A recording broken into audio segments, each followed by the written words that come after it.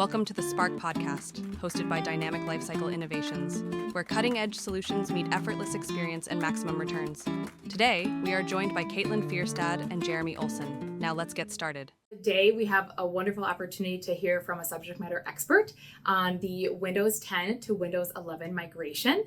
So, Jeremy, thank you so much for coming on today. We appreciate it. Yeah, it's great to be here. I'm looking forward to discussing the topic of Windows 10/Windows 11 and really what the future is going to bring for IT organizations in managing those assets. Yeah, absolutely. And if people aren't so sure, Jeremy's been with the company for about 14 years now. So can you tell? Yeah, so happy early anniversary. Thank you very much. Tell us a little bit about your time or your experience here at Dynamic. Yeah, so really started out as an individual green salesperson here at Dynamic and was hired on to pilot our corporate services. So I've had the exciting opportunity to really see our corporate services from day one to current day and see it flourish and all the things that we've innovated around and expanded on in regards to our services that are available to our clients. Awesome. So getting into the topic that we're going to discuss today, Windows 10 to Windows 11. So it's ending in the future here, the support to Windows 10. So everybody's going to have to be migrating to Windows 11. Mm-hmm. Can you tell us a little bit, have you seen this happen before, since you've been in the industry for so long, and what does that look like for organizations now? On October 14th, 2025, they're going to be ending support of Windows 10. Okay. So that's going to pose some really interesting, I call them opportunities for companies to either decide to pay for that support moving forward or refresh those old assets and purchase new assets that have those configurations that match the Windows 11 requirements. Okay. So when companies are looking forward to that and over the next, 6 to 9 months, depending on how early they're planning for it, what kind of options do they have going into that transition? Yeah, so to kind of go into the options in a little bit more detail. So as I had stated, right now Windows provides free support for Windows 10 devices to organizations. That support's going to end in October of this year. And companies and also consumers who own Windows 10 devices will have the ability to pay for that support moving forward into the future. So right now, based on the research I've done and I've various articles that I've read, in the first year, it'll be $61 per device for corporations to continue to pay for Windows 10 technical support, as well as security updates.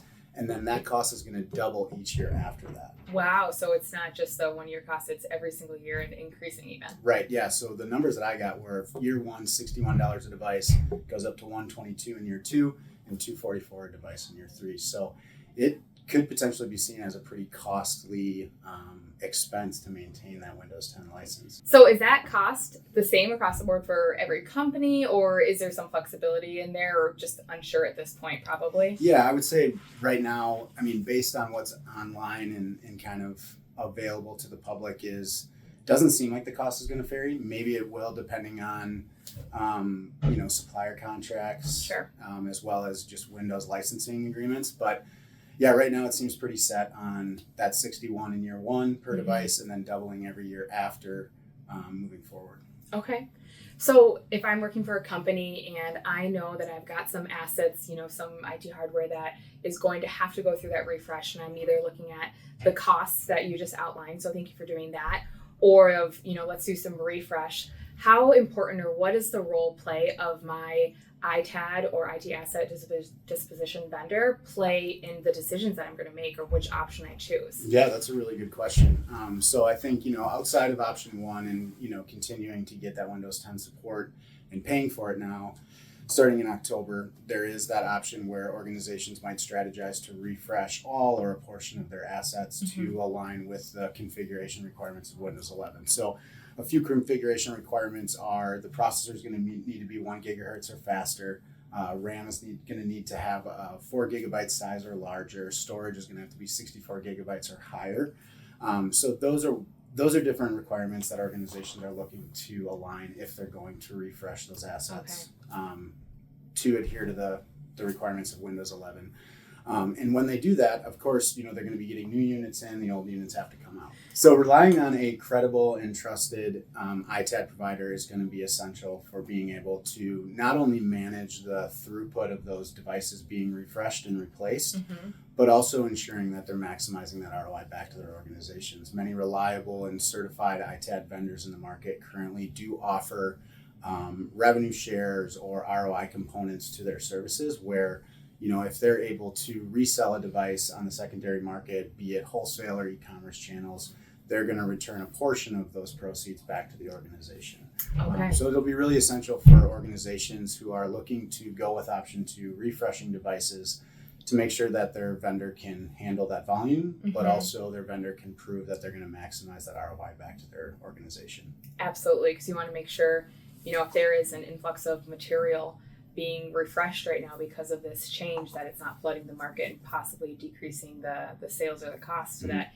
And that is, to your point, I think what you're saying is if the organization, if my company has a revenue share portion to that, because that would be the return that I'm getting then, which is exciting. So giving those revenues back to the companies is awesome. Exactly. And I mean, like you're talking about too, if you don't have a revenue share component with your contract, knowing that you're going to have a large refresh of potentially high value equipment on the secondary market, it's a perfect time to negotiate with your vendors that ROI component. Yeah, wonderful. Okay.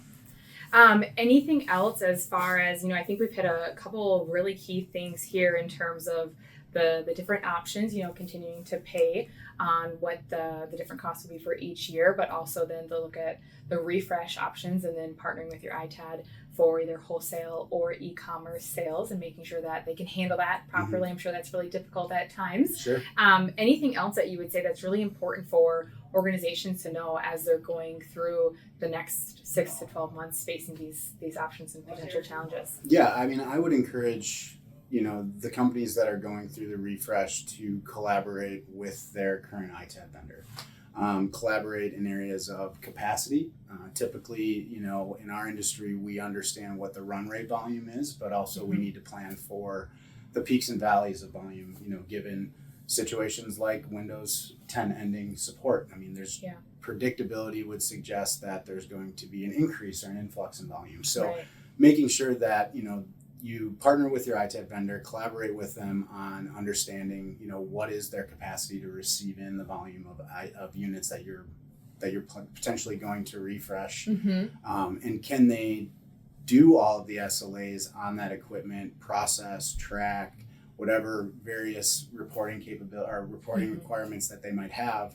Can they do that within the window of time needed so that there isn't more burden placed on the organization because they're receiving new assets in, right? So, absolutely, yeah. As they're getting the Windows 11 capable assets in, they also have to balance, it's a fine line. They're going to have to balance between receiving new assets in, imaging them, redeploying them, as well as receiving the old assets and working with their disposal vendor to receive those so that there isn't a backlog or kind of a collision, so to speak, between managing incoming and outgoing equipment. Yeah. I can just imagine if I'm an IT asset manager at any of these organizations going through this, I want somebody who's just going to make it as easy as possible. There's always 100 things going on. And so I think partnering, like you said, with an ITAD that can have that trusted relationship but make it easier, that's what I'm looking for. For sure, yeah. And I mean, we've had a lot of conversations and, we have a good amount of relationships with other ITAD vendors in the market. And I think, the really important thing is, how can we be the easy or cruise control button for that IT asset manager or that IT department within the organization to be able to say, outside of receiving the equipment and or picking it up, what else can we do to, alleviate the burden of managing the inflow of new equipment as well as the output of that equipment being refreshed. Yeah, absolutely. Cool. Okay, I think that, we just like to give these series, the Spark series, a little bit of a snippets of information, but anything else that you'd like to say before we wrap up? Yeah, I think the last thing I would add, in regards to the vendor capabilities is in regards to that ROI component. So I want to revisit that a little bit in the fact that, understanding what your current ITAD vendors' capabilities are in regards to being able to sell that equipment that you're refreshing. So, collaborate heavily with them, understand what resale channels they're using, They typically should have a good balance between wholesale channels that handle more of the bulk equipment and or older equipment, as well as being able to sell equipment via e-commerce direct to consumer. Typically, e-commerce is going to command higher returns, so the better the equipment is, both cosmetically and functionally, the higher value it's going to command in both of those channels. But the more material they're able to sell through their e-commerce platforms or e-commerce channels, typically the higher return an organization can get back. Yeah. But at the same time, I mean, we're talking refreshes of thousands of units. Some organizations, it could be tens of thousands of units. So, being able to understand what their wholesale buyer capabilities are. Do they have a diverse buyer network that, can purchase 1,000, a buyer can purchase 1,000 and another buyer can purchase a couple thousand units. Again, so there's not backlog within the ITAD vendors inventory, but also to just continue to drive that profit center back to the organization. Yeah, thank you. That's really helpful. Yeah, sure. Especially because I don't know if everybody knows that next step behind the scenes of what happens with material after they get rid of it. So that's great to know those different avenues. Yeah, for sure. And then the last thing I would say is, don't hesitate to ask for a market evaluation. Most experienced ITAD vendors, Dynamic, we've been in the industry for 18 years. We have a good grasp on resale returns on various makes and models of PCs. And so with that data, we can provide upfront market evaluations on the equipment that's going to be intended to be refreshed. Yeah. So before it even hits our docks, we can at least give an estimate saying this equipment is worth X within this, if it's received and sold within this amount of time frame, and does that align with potential budget expectations for ROI in relation to the refresh? Absolutely. Yeah. Even if to that point thinking, if I wait 6 extra months to get rid of something, how much am I losing on that return potentially? Exactly. Because it's depreciated that much more. Yeah. And secondary market assets do depreciate monthly. So typically 3 to 5% depreciation is what you can expect on really any laptop, desktop unit that's being refreshed and resold into the secondary market. Okay, I feel like I'm going to want to do another one of these, just digging in on the resale components in the future. It's a whole other rabbit hole of information that we could go Well, no, on, it's great. I appreciate all that insight. Thank you so much. Yeah. I think we're going to wrap up for today. Absolutely. For kind of going over the Windows 11 and just that migration to Windows 11 from Windows 10. So thank you so much for outlining really a lot of education and information for all of our viewers on what that process looks like, their options.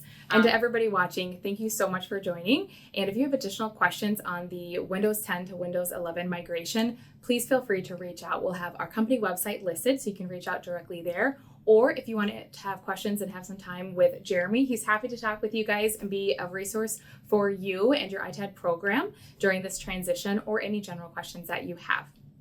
Thank you so much for coming again, and we look forward to you all joining again for the next installment of our Spark series. Thank you.